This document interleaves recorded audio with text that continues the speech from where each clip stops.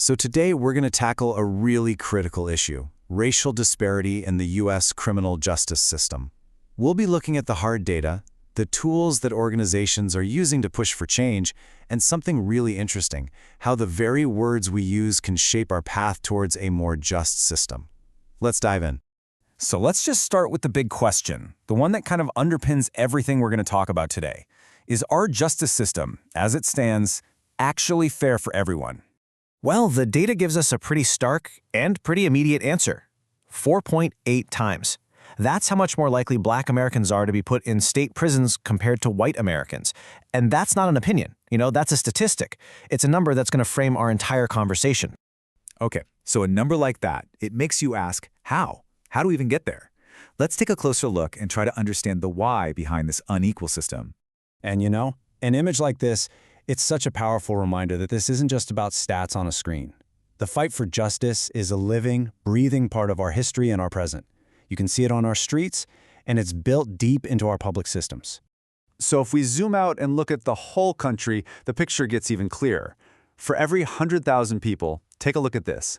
1,240 Black Americans are in state prison.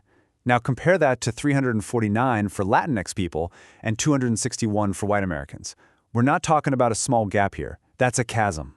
And now, this is where that huge national trend really hits home.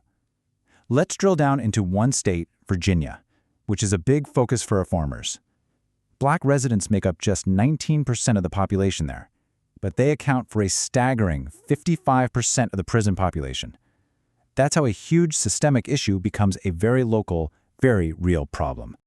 Okay, so when you're facing a problem that's this big, this deeply rooted, what do you even do? Well, that brings us right to our next section, understanding the power of advocacy.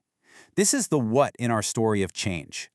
The answer, really, is advocacy, and you can think of it as the engine for change.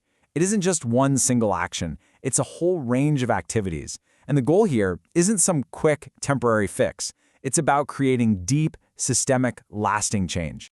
Now, it's super easy to get advocacy and lobbying mixed up. So let's think of it like this. Lobbying, trying to influence a specific bill, that's just one specific tool. But advocacy, that's the entire toolbox. It's the whole shebang. The research, the public education, getting communities organized for a cause. All right, so let's crack open that toolkit. What does the how of advocacy actually look like when you're on the ground doing the work? It's not just one thing. It's a full court press. It means organizing people in their own communities to build up real power. It's getting solid fact-based reports and data into the hands of lawmakers. It's doing the deep dive research to tell the real stories behind those numbers we saw. And yeah, it's holding rallies, it's challenging unjust laws in court, and it's lobbying for very specific changes. It's active, dynamic work on all fronts. But here's the thing. Advocacy isn't just about actions and laws. It's also about changing minds. And that's the other absolutely crucial part of the how. It's about changing the entire conversation. And man, this quote from Vera Action, it just nails it.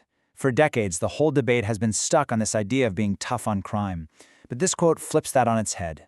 What if the real question we should be asking is, who is truly serious about safety? So this is what that shift looks like in practice. On one hand, you have the old tough on crime frame. It's all about punishment, more policing, mass incarceration. And we've seen how that disproportionately hurts communities of color. But the new frame, serious about safety, completely changes the game. It focuses on solutions, on preventing harm before it even happens, and on investing in communities. In things like good jobs, education, and healthcare, to build a society that's actually safe and just for everyone. And that's really the bottom line here. You can't separate the policies from the stories we tell ourselves. If you want real, lasting change, you can't just pass new laws inside the same old story. You have to tell a new, better, more accurate story about what safety really is and how we all get there together. Which brings us right back to the beginning. We've seen the proof that the system is unequal. We know that advocacy is the toolbox we have to build something better. So the question that leaves us with is, what's the very first step we can take to move past just being tough on crime and really start getting serious about safety?